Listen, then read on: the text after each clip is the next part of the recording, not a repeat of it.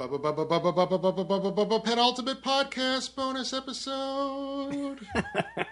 I'm Rocko Jerome. I'm Jeremy Hicks. And this is another bonus episode of Penultimate Podcast. And it's another one where I got to talk to somebody for an interview.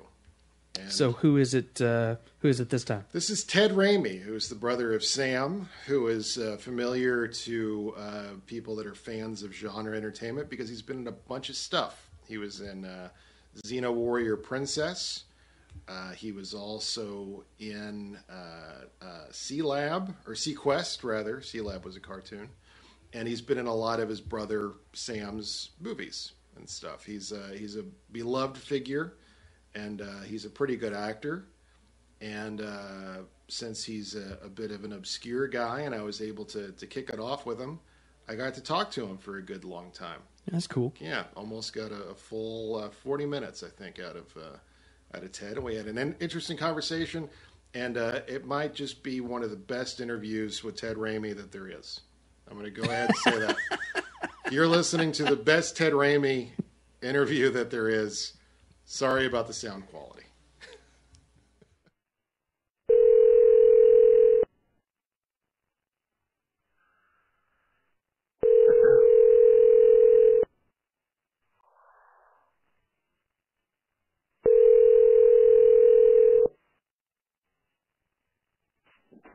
Hello?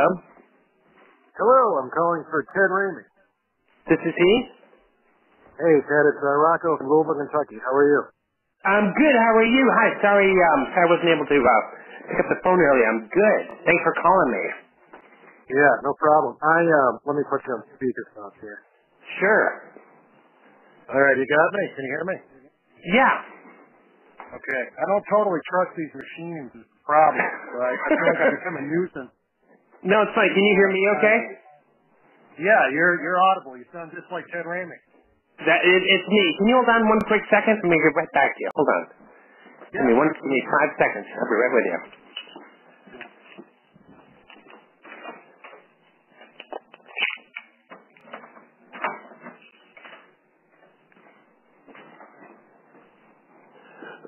Excuse me. Okay, yeah.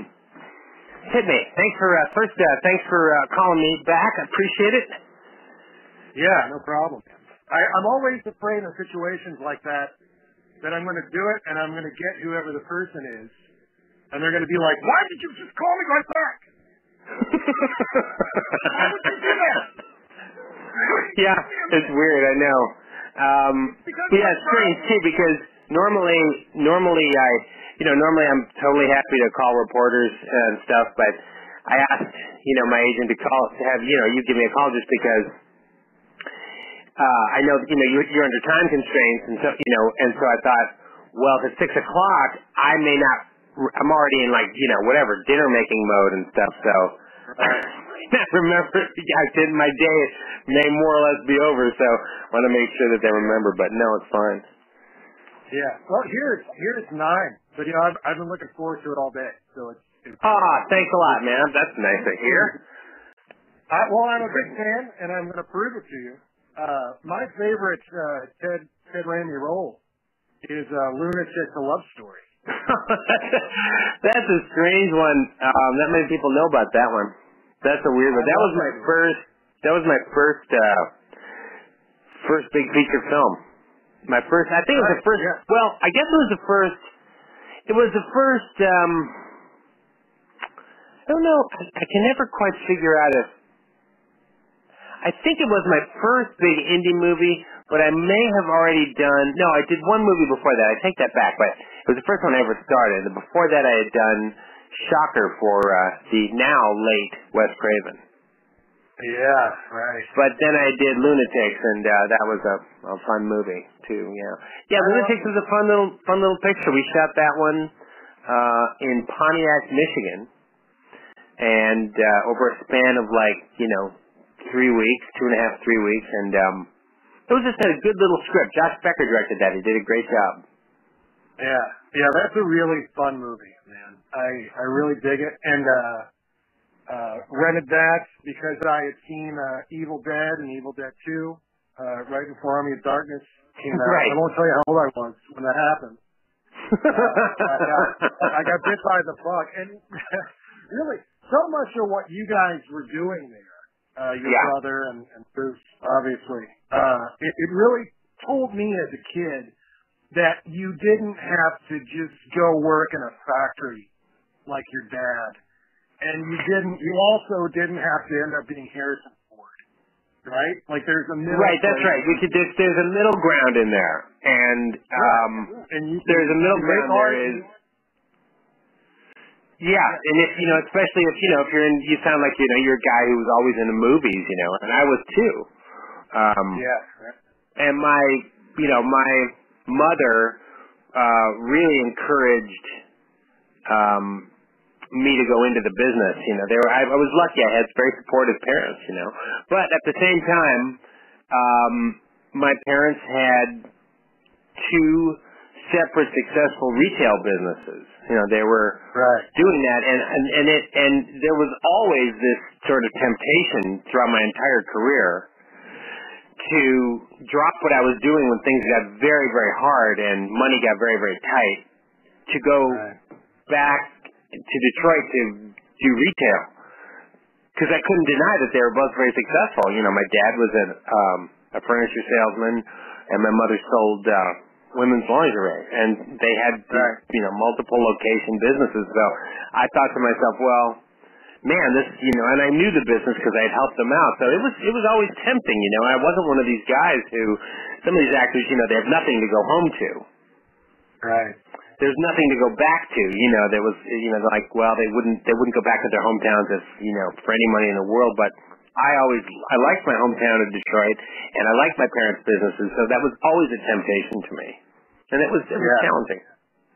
Yeah. At different points during your career, did you, like how close do you think you came on the doomsday clock to just calling it a day and stuff on the That's a good question. A lot.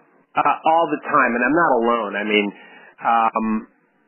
there are, I don't want to name names not because they are such anonymous people, but because they may not appreciate me sharing that information. But I can tell you that I am absolutely not alone in many successful actors, directors, and writers in Hollywood wanting to hang it up frequently throughout their career, including at times when things seem to the general public like things are hunky-dory.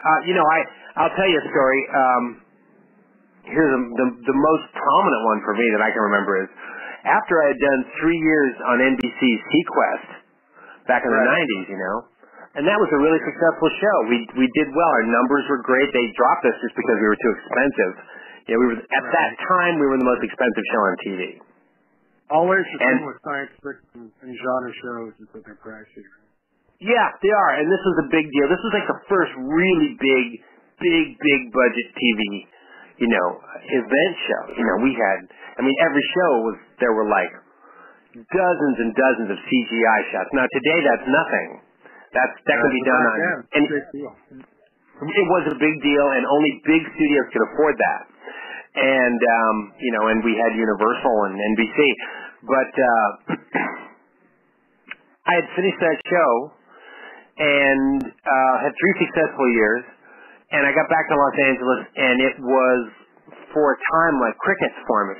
There was no work to be had for like maybe 3, 4, 5 months. I was out of work, and it wasn't so much the money as it was just depressing to be out of work for so long. And so I had this, with those days I had this really reliable, I remember SL2 Saturn. It was a Saturn back in the coal company, Saturn, car company. Yeah, I remember Saturn, Yeah, and I owned a little Saturn. It was a great car. I had it since the beginning of the show. And I filled that freaking thing up with gas. I closed up my apartment. I sold all my furniture. I put crap in the back seat, and then I was just going to roll back to Michigan because I had it. How old were you when you did this? What'd you say? What was your question? Sorry. How old were you when that happened? I would have been, started 26. I was 29. Right. And I old just enough had to really realize how scary that is. Yeah, that's exactly right. That's exactly right. And so I had my car filled up, and I was still going on auditions. I just wasn't booking anything, and then I decided to give it just a couple more days. So I unpacked my car, and meanwhile, everything is in boxes in the middle of my apartment. And I walked into Universal Studios to just say, I was sort of saying goodbye. I didn't say anything to my friends, but I was sort of saying goodbye.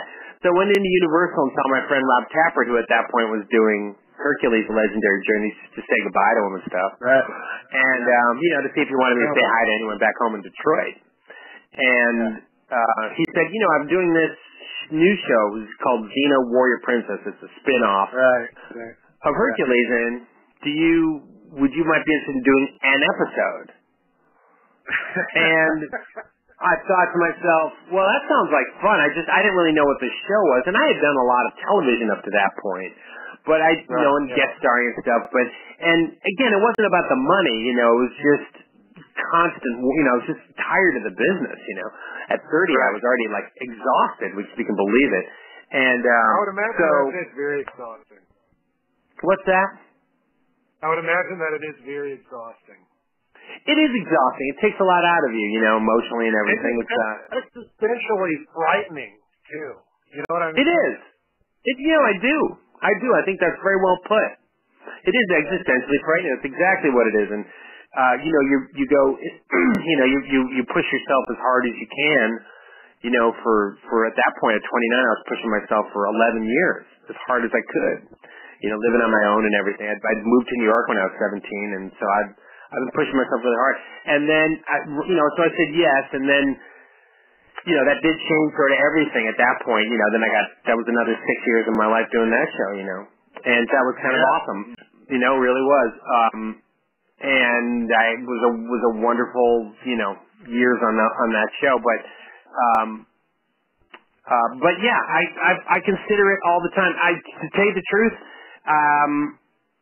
I considered it about 3 hours ago. I'm not even kidding. I'm not even kidding you. This is so common, and it happens so often, It's so hard to get projects rolling. It's so difficult. You can get a project rolling, sure. You can make a crappy little $30,000 movie anytime you want to make a crappy little $30,000 movie. That's not hard. But then you have to ask yourself, do I want to just spend the rest of my life making crappy $30,000 movies? You know what I mean? And I don't want to do that. I want to do something of substance and something that's interesting. So that's where the rub comes in. Anyway, I don't want to make your interview so depressing, but you asked, so I tell you. Right. So a question that will definitely be in the magazine. Yes. What is the role that you are most well known for when you're on the street? Do people know you because of Xena or because of Q-Lab or something else? It all depends. If they come up to me and they've got, if they're tattooed with skulls top to bottom and they've got 15 nose rings and spiked blue hair, and they walk up to me, I know they're going to come up to me for Evil Dead. Right. And they're going to come up to me for Midnight Meat Train and Shocker and all the other, dozen horror pictures I've done. But if they have sort of the little, I would say, happy little twinkle in their eye, and they look gleeful, and they are clapping their hands together, it's probably Xena. Right. So that's how I know. It's really one of two things. We're on one of those two things usually. Yeah, not often Q-Lab then? Sequest, Sequest is sometimes Sequest, sometimes Sequest. Sequest, usually overseas, they tend to like that stuff a little more. I don't know why. It still runs fairly frequently in some countries. I don't really understand. It's a very old show, but it's weird. But that was one of the very first places where they did a lot of digital stuff, right? It was. In that show, we did a ton of digital effects. We had dozens and dozens in each episode, and that was a really big deal in those days. Right. That was a big deal. We had. No, it wasn't. I mean, remember, like when we were starting that show, one of the biggest shows on television at that time was Murder, She Wrote with Angela Lansbury. So that was the kind of television that was around in the early 90s. It was pretty boring stuff. And then we sort of came around and had this big, huge sci-fi concept show. I mean, there were the Star Trek spinoffs. It's not like we were the only one out there.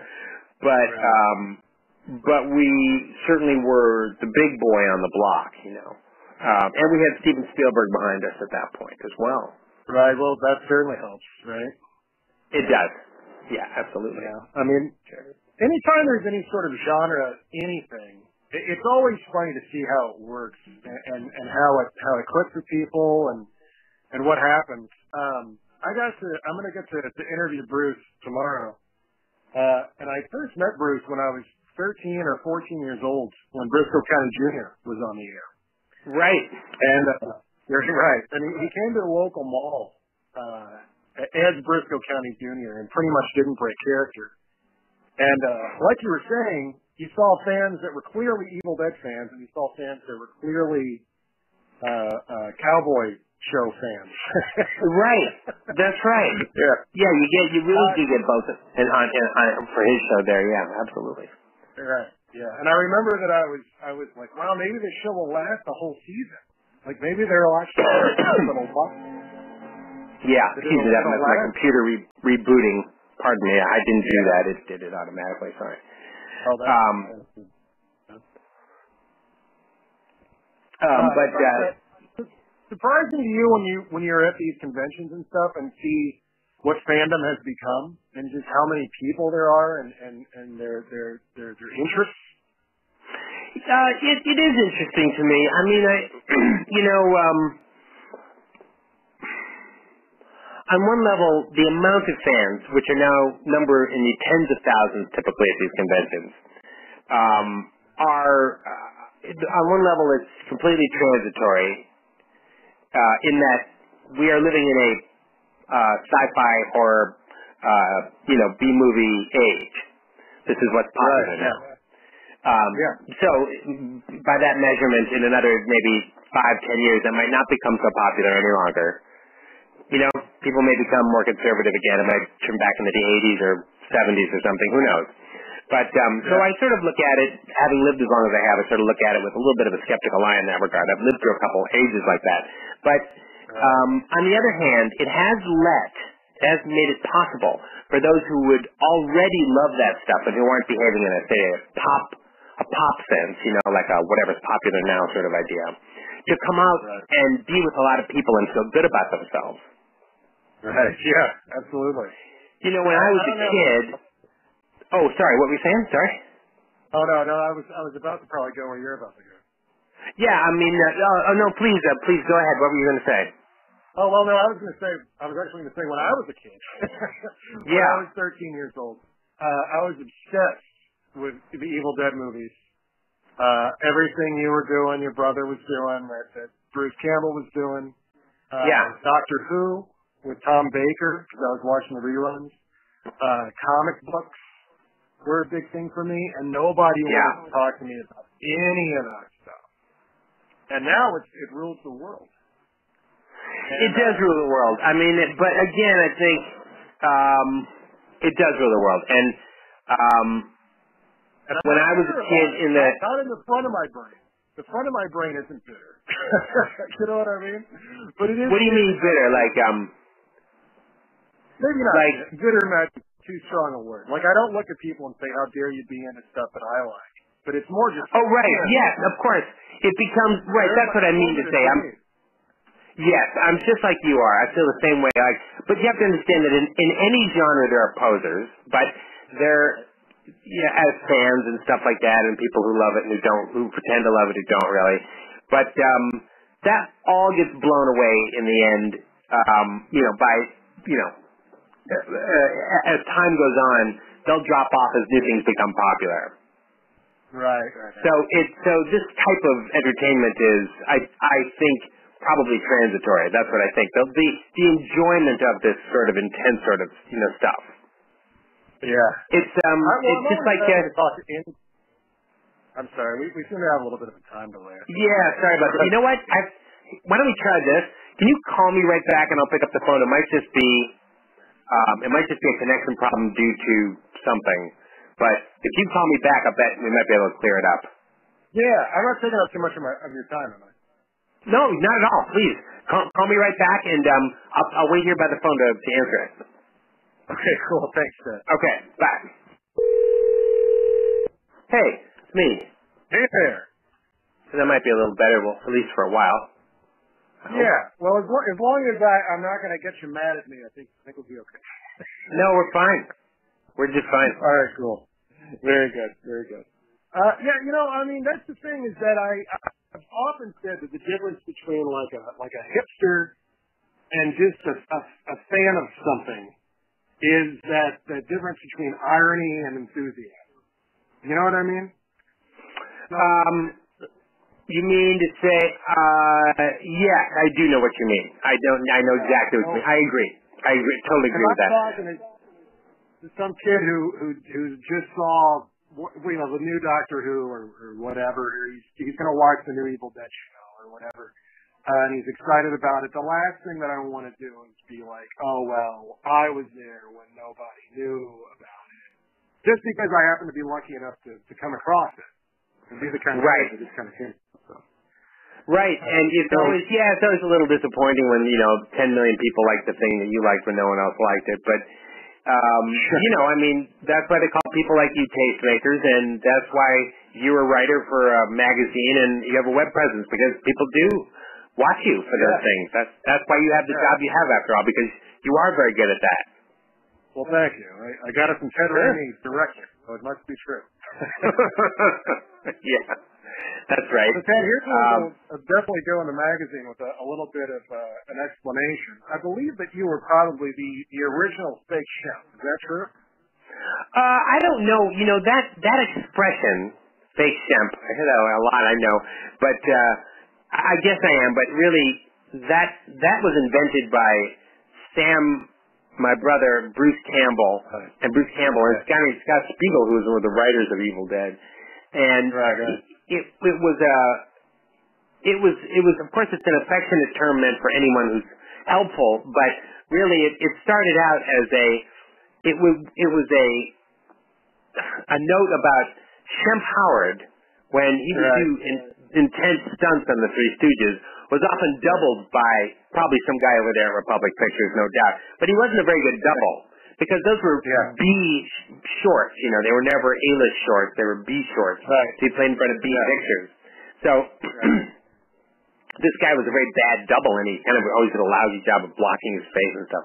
So they would affectionately call anyone who was a helper a fake chimp, but I guess so, I actually read a different story about that, and it was. Oh, you did?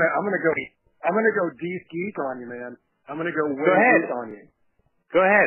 The Army of Darkness comic book adaptation that was done by Dark Horse had an interview with Bruce in the back, and in that he said that fake Shemp came about because Shemp had died in the middle of them making a short, and that in that short they went ahead and finished it anyway because they didn't want to lose the footage.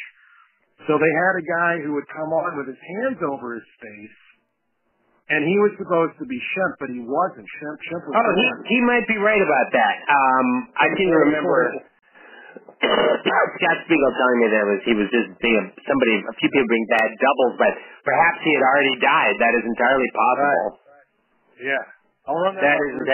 You may be right about that. I could be entirely wrong.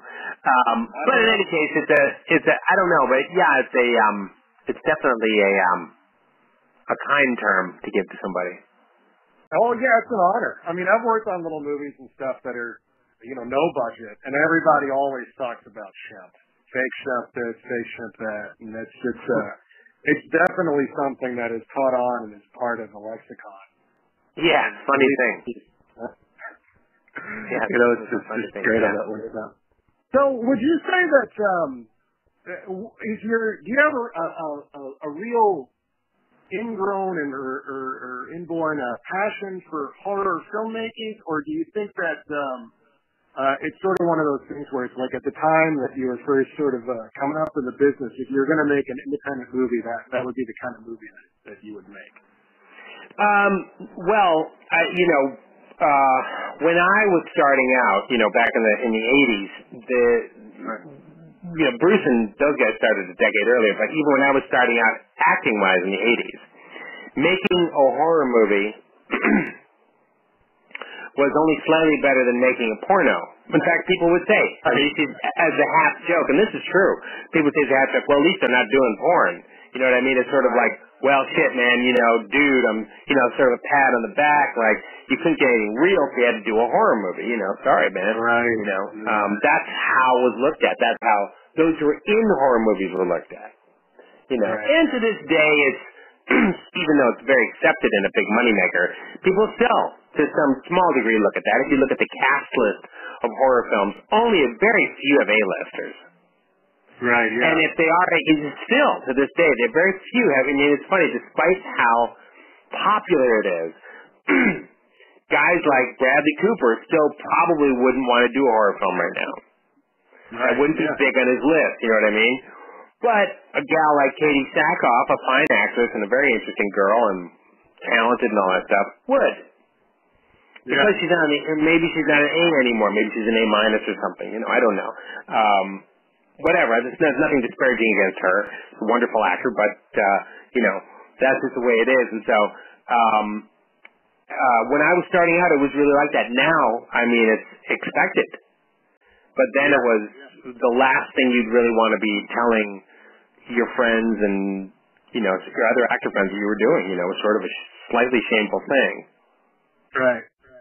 Well, I would have to say that you guys had a lot to do with, this is going to sound very Eddie Haskell, but I would say that you guys had a lot to do with the change in that. I remember that when I first saw Evil Dead, and Evil Dead 2, as a kid, I tried to chase that dragon, and I kept getting movies from the Red Draft video rental place. Yeah. Trying to find something that had the same sort of style as the type of stuff that you guys were all doing. And found, nothing even approaching that with anything that I was coming across. Yeah, it's a very unique movie. It really is. And, I think,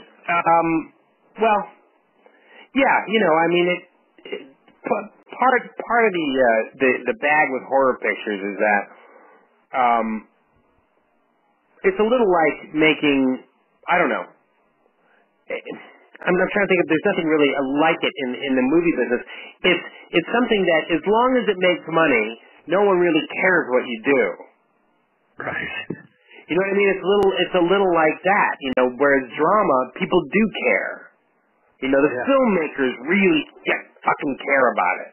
And if the distribution company doesn't, and God, if it's an A-list, social drama, God, it's got to be perfect, and you've got to have all the A-list stars, and it's got to be this, and it's got to be that. You got to have your Oscar moment and all that stuff. It's historical drama. But horror, they sort of let you do what you want. So as a result of that, you get a lot of filmmakers who really don't give a shit, but getting the product out. But then you get a lot of filmmakers too who because they're completely free to do what they want with this minuscule budget they were given, go ape shit and give you something, if not always brilliant, then highly original. And I think Sam and Bruce and Rob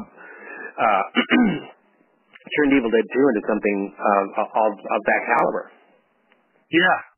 I there's really a big difference between 1 and 2 in that sense as well. I remember that I was a young enough kid that we all would sort of watch movies as a family, right? Yes. And I saw the initial stuff for Army of Darkness on the Sci-Fi Channel, and I was like, wow, what is this? Yeah. And I don't even know how I figured it out before the internet, but it's like, well, this is actually a sequel to these other movies.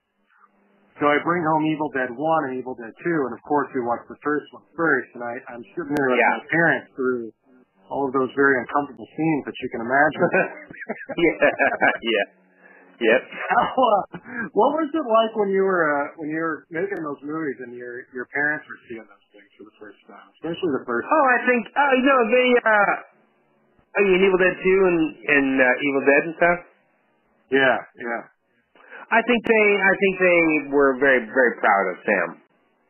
That's all. I think they knew it. I don't think they had any problems with it being uncomfortable. I think I think they were just very proud of him, and my dad's investments in his company paid off as well. So, everything turned out well. No, I think it wasn't strange or uncomfortable. There was no uncomfortable words or awkward silences. No, none of that. No. Plus my mother. That's really my mother, when awesome. she was younger, was an actress. She was a stage actress. So she was sort of the culmination of what she had always wanted. So she's very happy about it. That goes a long way in showing how the two of you guys turned out. Really, I mean. Yeah, I guess so. My parents encouraged us. We were very lucky. Not to say that we didn't get. Look, you're not going to be a good parent at some point. You try and talk your kid out of acting. Right. If I had a kid and he wanted to be an actor, I would absolutely have the talk with him or her, saying, "You need to leave this business right now. Are you crazy? What is wrong with you?" And the reason you do that is sort of like in every kung fu movie you ever see that's any good, when the young kung fu student meets the master. There's a moment of where the master beats the crap out of the student until the student's almost dead. Right. And there's a very good reason for that, even though it's now a boring trope. The purpose for that in any business in the world is if that student then gets up, then he may be ready for what's ahead of him in his life. But if he doesn't and turns away, he shouldn't have been in it in the first place. And my dad was not a dummy, and he knew that this was going to be very hard on me, so I totally had that conversation with him. Yeah. What are you doing? You want a life of misery and being poor, then go ahead. You have my blessing. If you really want to be an idiot, go be an idiot. And then finally, when I agreed to do it and he saw I wasn't quitting, he went, good job. He was really good work. He was really rooting for me and never stopped in. And I realized that's what that was, and I was sort of grateful, Yeah. That's so it's like any business, Yeah. Are your folks still around? They are still around, and they are still rooting for me. I'm very, very fortunate to have parents like that still. I still call them up, and they're still excited to hear about what I'm doing next after all these years, and what movies I'm thinking of doing, and what my shoot was like the other day, and they to them it's still sort of a strange, fascinating world. It's a world they did not grow up with. But the strange thing about it, though, what was odd to me is that my mother was an actress, and my dad sort of looked at acting with the very healthy amount of skepticism. But my dad was a salesman, and salesmen are all actors. Yeah, and he was a great salesman. My dad was a very successful furniture salesman for almost 50 years. He did really, really well. He could sell anything. He was just that kind of a guy, though. Right. Oh, can you hold on one quick second? Yeah, absolutely. Thanks.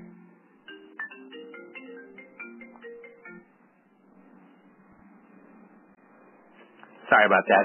That's the thing about new Macs now. Your phone rings, your computer rings, your iPad rings. Like it's coming from 100 directions. Yeah, everything starts to happen at once.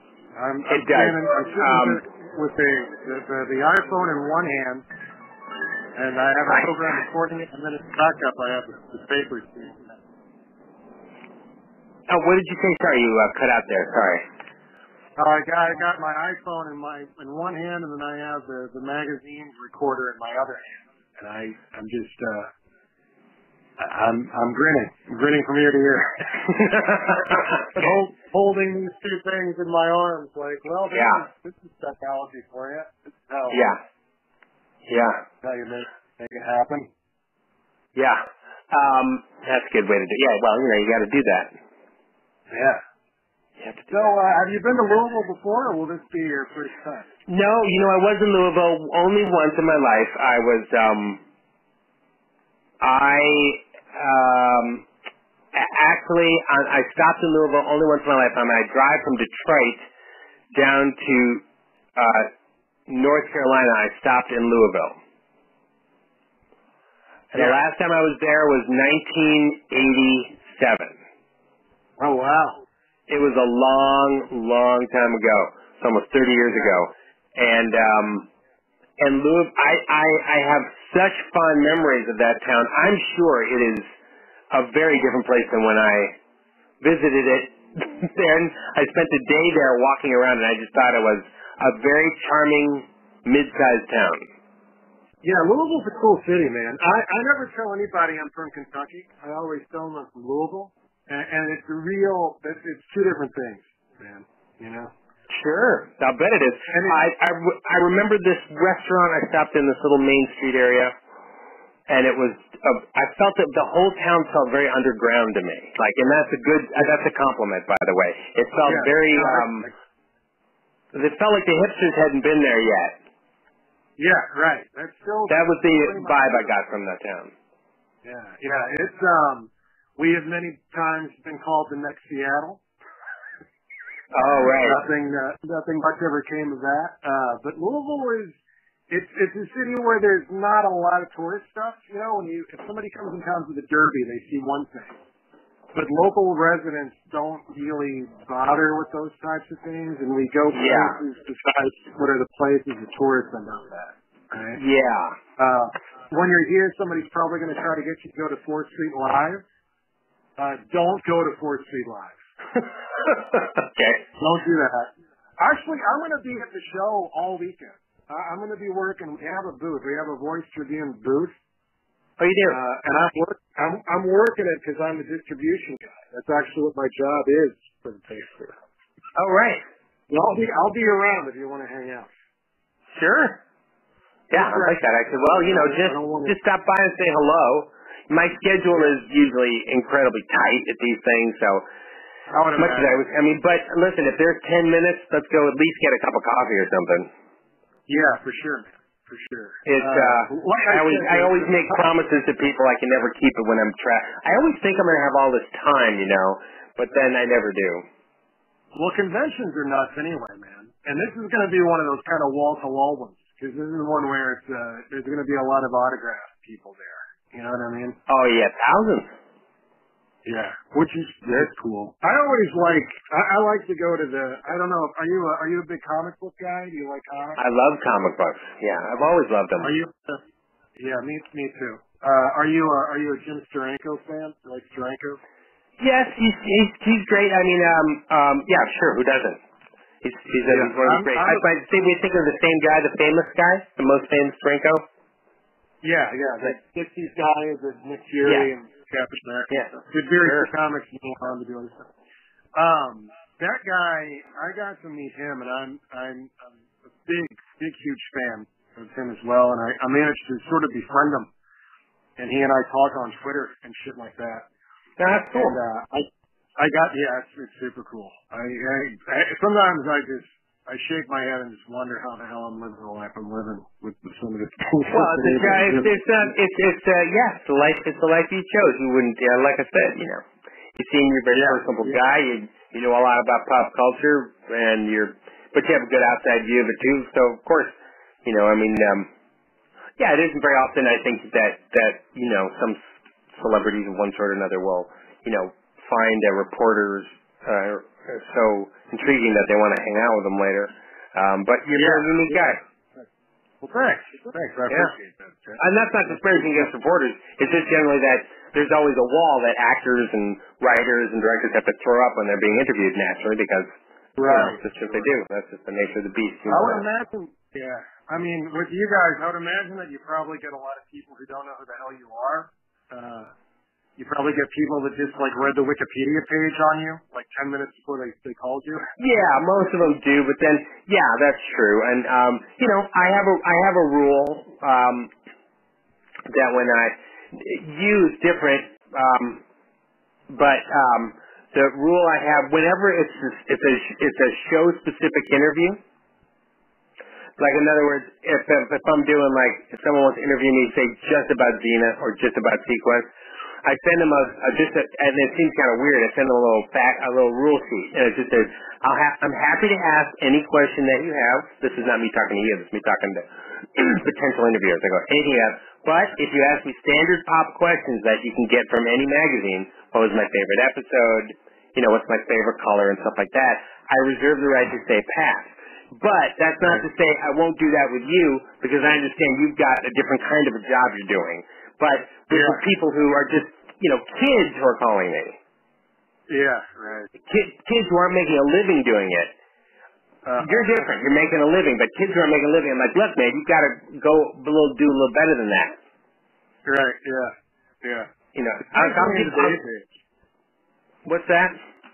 Especially in today's age when there's so much stuff out there. That's right. When there's so much stuff out there, it's not enough to just go, what's the funny thing that happened when you were on set? It's not enough to ask that anymore.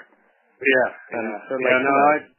You bet that, so, but. Yeah. Neither one of us want to have that conversation. You know what I mean? I had a really good one a while back. I interviewed a wrestling guy, a WWE wrestling guy named Randy Orton, and they had to have 5 questions, and they had to vet them first, because a lot of those wrestling fans are nuts, and they will ask crazy questions. So they do? Why they do. So what I did was I sent 2 sets of questions that were basically like, do you want to pretend to be the guy, or do you want to talk about what it's really like to be you? Like, and that's if you're into the parlance of wrestling, that's kayfabe or a shoot, which I happen to know that stuff too. And when I talked to the guy, he was very careful. I said, do you want to not break kayfabe? And he said, I don't know what that means. I was like, okay then. All right, we're going to talk about how you're going to tear Batista apart at WrestleMania in that case. Right. You know what I mean? Yeah. Yeah, it is very funny how these types of interviews can go depending on who you're talking to. Yes, it is interesting actually. Yeah. I would imagine that it's probably tempting for you sometimes to just go crazy and just make up a bunch of stuff. Oh no, I'd never do that. I wouldn't. I would never like. Yeah, I suppose it's every once in a while, but I would never disrespect an interviewer. Who's interviewing me. I wouldn't. Why would I do that? I mean, the poor schmo is trying, just like I'm trying, so I wouldn't do anything like that. I just became aggravated after a number of years of being asked the same. It's not to say that it's the same questions. It's their thoughtless questions that bug me. It's not that they're the same ones. I don't mind being... Yeah. If anything comes from an association that someone really makes in their mind, I'm happy to answer that question. Assuming it's not too completely personal. Totally happy to answer it. But if it's just something that they picked up on a blog, or they're just a fan who isn't really interested at all in anything I have to say, they just want to hear my voice, and I sort of tune out. But no, I would never do that to them. Yeah. I feel like the world is just made up of people that are just trying to get through the day. You know what I mean? Just trying to get through absolutely. The day. Of course. And if we just everybody just do what they can to help each other, just get through the day. And when you get home and get to go to bed, like just that's what you do. You know what I mean? That's good. I like that. I agree with that. Hey, listen, just to let you know, I only have, just a quick note, just to let you know, I'm 10 minutes where I'm going to have to blow this interview. Okay. So I gotta go. I gotta cut up. Way more time out of you than I thought I would, for sure.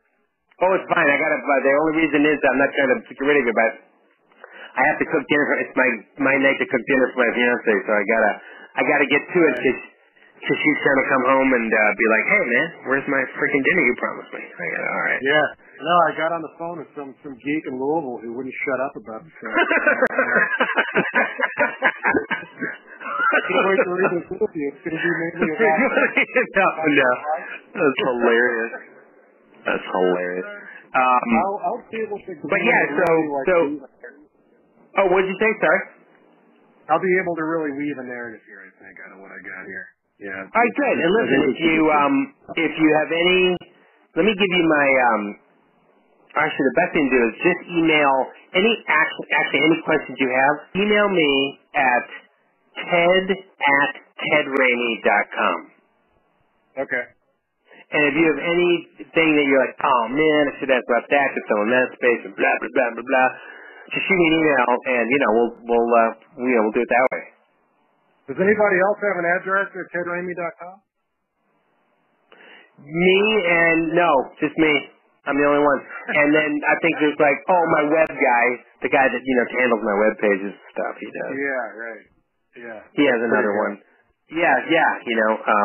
Poor Bruce. I got TedRaimi.com and Bruce had to get Bruce / Dash Campbell because BruceCampbell.com was taken by a Dodge dealership in Detroit.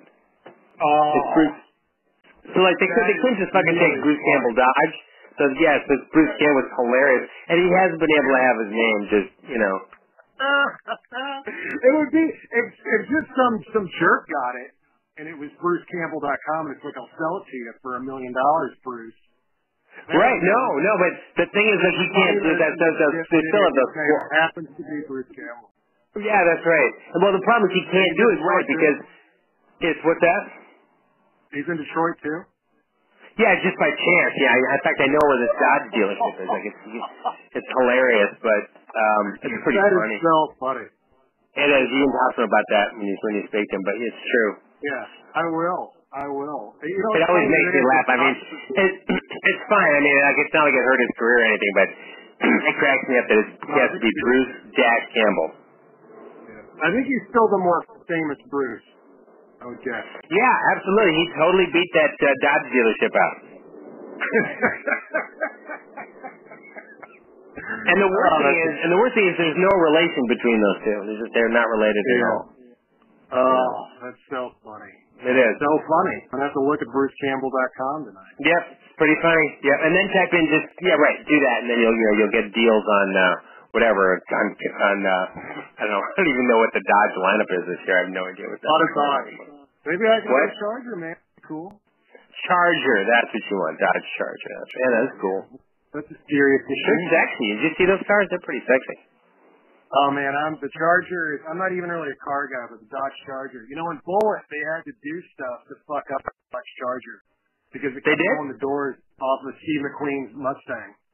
Is that true? They had to go underneath the hood. Yeah, they had to go underneath the hood and fuck it up to make it slower because it was so much faster than the Mustang. That's true. And yeah, that's a good story. I didn't know that. That's a great story. That movie, I saw that movie recently. I haven't seen that. It's just one of these ones I missed. I was like, oh man, I can't believe I never saw Bullitt. That's true. And it's really weird. It's a weird movie. It is. It really is. People don't. It's not. I like it. No, I liked it, but it was really. It felt like a It felt like a sort of a French-styled, influenced American action movie. It was just freaking weird, but great. Those sequences, those driving sequences were just unmatched. They were just crazy. Yeah, I'm way into that movie. The thing is that it's the character piece. You know what I mean? Like one of my favorite scenes in Bullitt is when Steve McQueen goes and buys TV dinners from a grocery store, and he's about to do a stakeout. That's one of my favorite scenes in that movie. I forgot about that.